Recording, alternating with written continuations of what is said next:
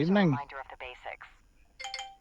Press the menu to access your phone. Your phone allows you to modify a variety of settings.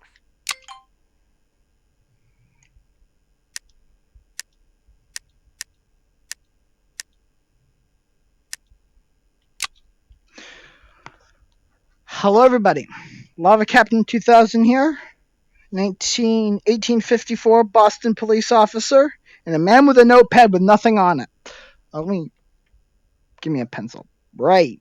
Well, that doesn't work. Anyway, welcome to a new filler LP. I know I've just finished Vader Immortal, but in order to quell time for Little Nightmares 2 and Bendy in the Dark Revival, both of which I will be playing and putting up on my channel. I don't know which one I'll be doing first, but I do know that that'll be the next LPs I do. But before we get to either of those horror games, I figured I might as well prepare myself by playing a horror game in VR, no less. I've already done one, but that one was done while I bitched about Crazy and his stupidity. So I'm actually going to do one by myself. If anybody recognizes this office, that's because it's possibly one of... I actually think most people consider it one of the scarier horror games in the series. Anyway, enough rambling on. Let's get right into it. We are going to be playing a game that is infamous, I guess. A game made by Fun Train Productions. I don't even know if it's called Fun Train Productions. I'm just going to read the logo. Wolf and Wood.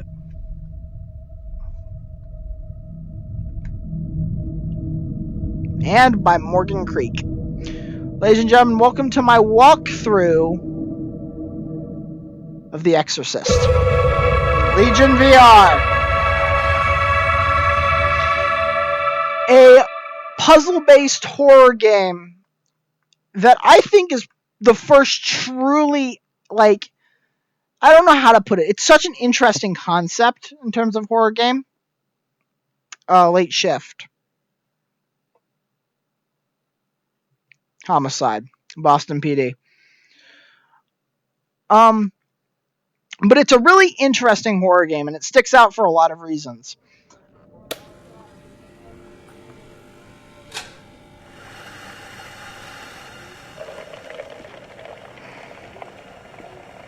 I'm getting a cup of coffee.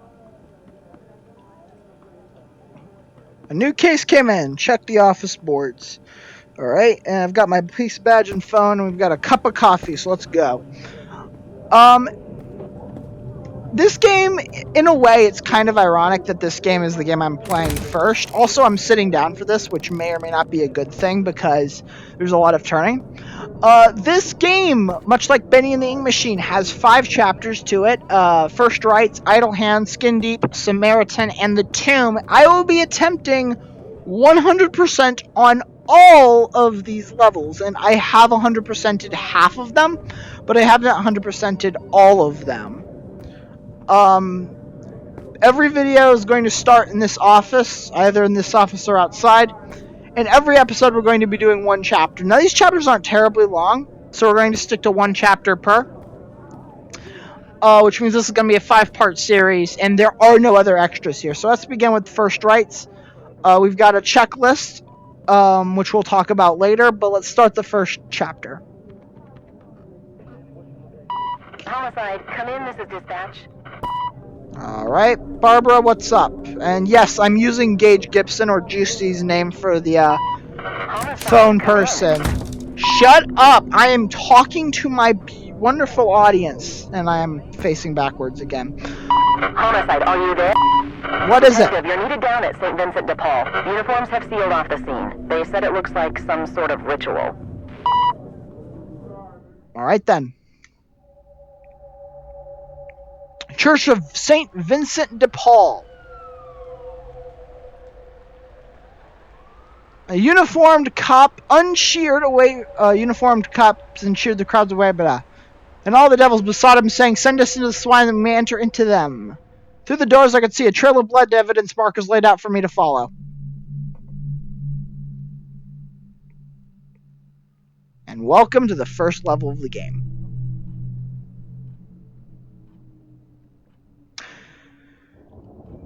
First Rites. So, unlike the rest of the chapters in this game, this one's pretty small. There's not a whole lot to do. Actually, I would make the case there's more to do in this one than the next one. Our current objective is to simply go through all of the evidence markers, and I think we've written something down, yeah. So our objectives right now are to find out what happened at the church and where is the priest. But first, we're going to take a look at something unique. This is a case, and this case is going to be important to us. From here on out, it's activated by opening the menu button, and it replaces our badge, I think. So yeah, it replaces our badge, and you can open it, and as you can see, there's some items for it, and we'll be collecting those through the course of this chapter specifically. So moving on to the second marker. Also, in case you're wondering why I am sort of being like informative in this one, I intend for this LP to be for individuals who sort of want to watch The Exorcist but are too afraid. So I'll be pointing out certain jump scares and stuff. So opening this door, here's the dead priest with pigs' heads, and as is tradition amongst VR YouTubers, you can drag them around. Anyway, moving to this guy's hand, we're going to take this, and we have the oil lamp, the bee's oil lamp. This is effectively a flashlight. The little thing right here on the bottom indicates how much juice it has left in it, and it's just like a little light, helps see dark places. We can put this right here, and this will be with us for the entire game. By the way, this box is very important to the game, this box right here. Anyway, moving on to number 3, I'm just going to let you be at peace there. We have a Bible. Exorcist First Rites. Just blood. And I can't pick up the rest. Anyway, it's at the statue of a person, so well, I guess she didn't want the book. Oh, okay. Anyway, moving onwards. There's 1, there's 2, there's 3. I believe 4 is in the office, but we've also got this organ that we can't play because why not? There's some candles. Anyway, let's open this door, and we are going in here. Well, we have number 4 right here, which is a small little dresser with a Holy Bible inside. Can I open it? No, I cannot, but we have a Holy Bible inside. And up here we have our second item, Holy Water, which is an item that we've put right here. We've got 2 each. And I believe if you look... No, we don't have the book yet. There's a book that we get in the second episode that's very important. I'll go through that when we get to it. But these things are throwable, and when they throw them, they smash on impact, and these can be used to put out eternal fires, which we'll run into sooner or later. Anyway, moving on from 4 to 5. But first I'm going to go ahead and just shut the door here. There. Anyway, moving onwards. Shut up orientation. Okay, I'm just going to move all the way around. We have a tape player. Let's listen to it. How can Rome deny the pattern?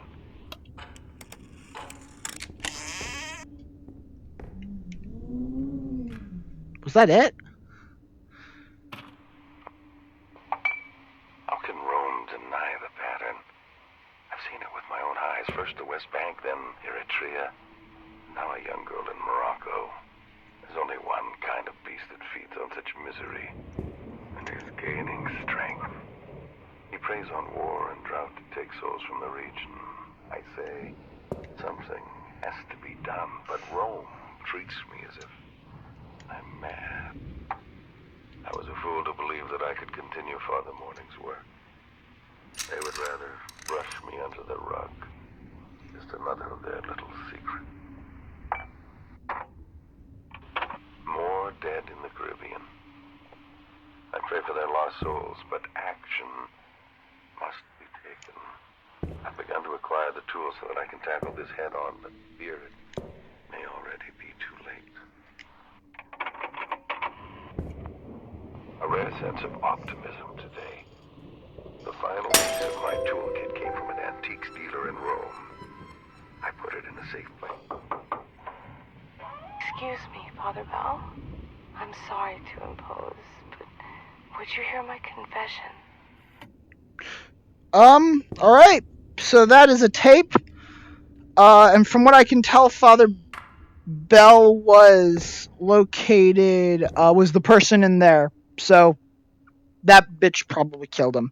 I also got this, which scared the crap out of me because I broke something on his desk. I don't know what I broke, but It's all right. Anyway, the Mississippi sacred statue said to love.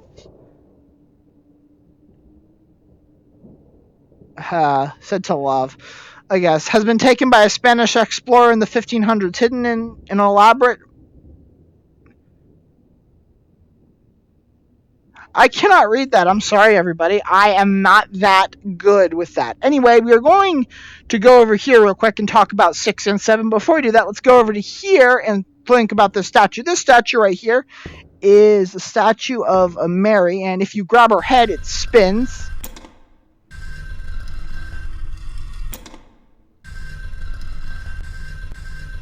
Oh, shoot. Stop.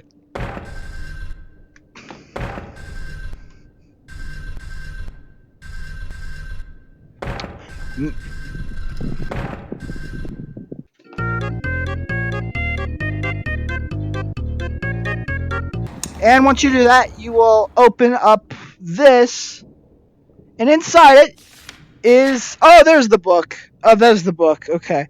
And inside it, we have something. We have an upgrade. There are 4 different puzzles throughout the game. Each puzzle grants a different upgrade obtained. This one is an upgrade for the water, which means you can actually go through this entire game without ever using the base version of the holy water. Which we are going to do. So yeah, I don't think it changed the color. Oh, it does change the color. Okay. So yeah, there you go. That's how you get this one. There are 4 puzzles. We'll be doing each of the puzzles, and I'll be explaining how to do them, what they get, and when. So now that we're done with that, let us move onward to this. And right here, we have another item. We have the salt spray. Salt spray goes right here, and the salt spray can be used to ward evil spirits away. In order to ward evil spirits away, all you have to do is press down on the joystick, and that will spray this. After that, it has to compress back up to full, which takes, I believe, around 5 to 10 seconds. Actually, no, more, 5 seconds. But yeah, let's put it right here. Anyway, moving on from that. 1 second. I need to do something real quick.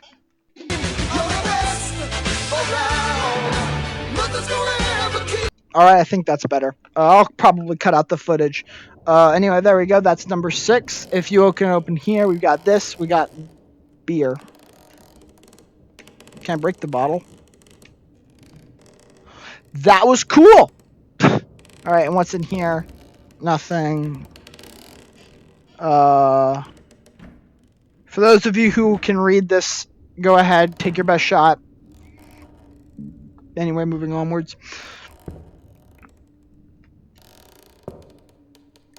Oh, the bar is in the way. Sorry, 6. I'm sorry. I'm going to put it back. Anyway, moving on to number 7. Number 7 will activate after you've viewed the first tape. And it opens up here, and I need to stand up for this.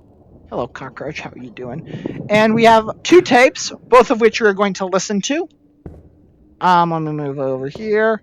Put you right here. But more importantly, behind this box, we have the Holy Cross. The Holy Cross is the only item that we really need. And it goes right here. It's a man on a stick. It's called a crucifix in this game, and it can be used to purify evil items and spirits, and more importantly, possessed people. That is important later. But now let's go and listen to these tapes. Here's tape number 2. I will put a timestamp in the description if you want to skip listening to these 2 tapes. But if you don't, here they are. I always feel uneasy and removed after reading an inmate his last rite. The long corridor of metal doors contains men who are scheduled to death. Seems so calculated and cold. The day was even more unsettling. I was called at from one of the cells by an inmate who seemed to know me. Not out me, but my actions over the last few months. He knew about my work, even my unofficial time in Morocco. How? Not only has he been locked in there for years, only a select few clergymen are aware of my intentions, and they're dismissive at best. The guards quickly ushered me out, and I won't be back there for at least 2 months. Anyway, there's that one. This one is titled The New Hampshire Last Rites.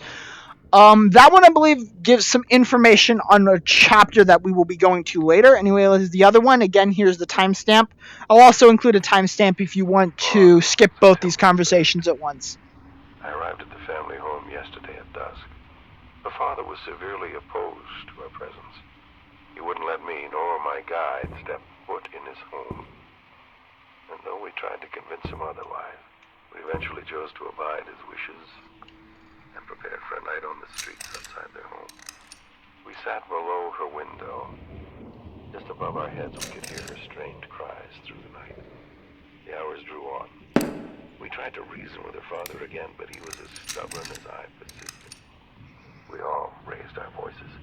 She must have heard us as we argued in the street below, because she let out a scream with such ferocity that I thought a pack of wild dogs must be in her room. We raced upstairs. I was right behind her father as he flung open the door. The sight inside was like nothing I've seen before. A broken young girl, her body twisted and fractured, devoid of life, innocence, and soul.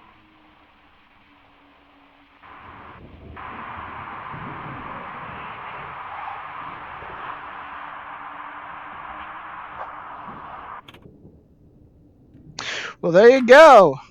I'm guessing her name was Monica or something.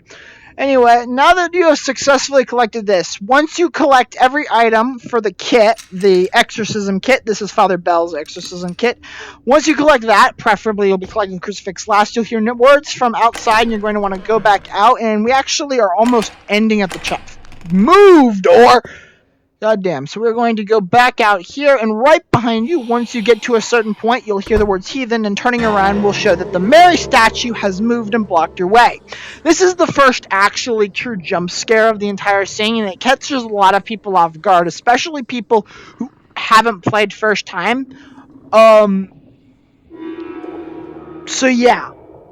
Moving on from that, we're actually already near the end of the objectives. You can see all the candles have sort of been laid out towards that, and you'll get an auditorial jump scare right there. But if you check the door, you'll notice that Father Bell's dead corpse is officially gone. And once you do that, turn around towards the hallway and grab the figure.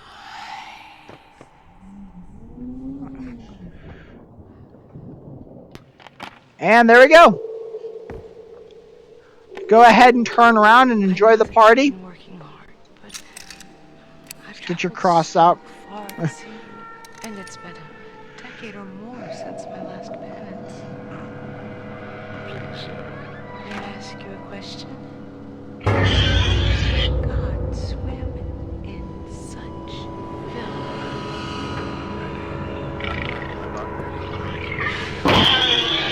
Please don't get up, Father.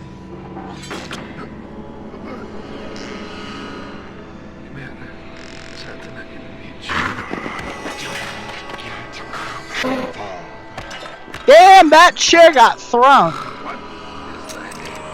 And, ladies and gentlemen, my name is Legion, and we are... Okay. Hello, Pighead. Can I have you? I don't have Pighead. That sucks. And we get bonked by a chair. Oh, hi. Hi, Pighead. Nice to see you. And that, my friends, is the end of Chapter 1. A dead exorcist, me out cold, and the thing in the shadows. How the hell do I write this case up? Homicide. Boston PD.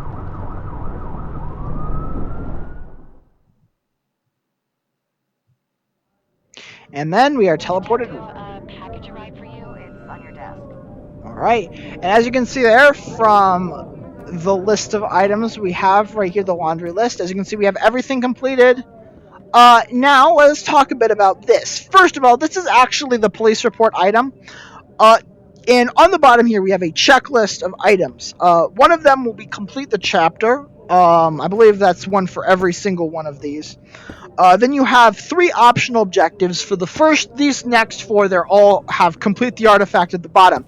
The more objectives on your checklist that you complete, the better you have, and the better the report actually is. This is a lot worse if it's 50, 75, or 25. So yeah, I think that's a pretty neat thing. I think that's a pretty neat thing. Anyway, we have a package, but unfortunately, we don't really have time to view it because this is the end of the episode. It's the end of part 1 of The Exorcist.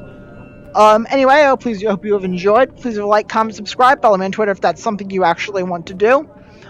Next time, you're going to be going into Idle Hands. So yeah, I hope you've enjoyed. Bye, guys.